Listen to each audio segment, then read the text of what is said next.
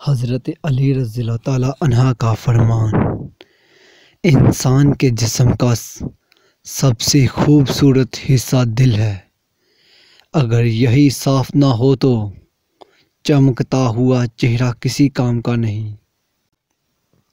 کوئی تم سے بھلائی کی امید رکھے تو اسے مایوس مت کرو، کیونکہ لوگوں کی ضروریات کا تم سے وابستہ ہونا تم پر اللہ کی عنایت ہے۔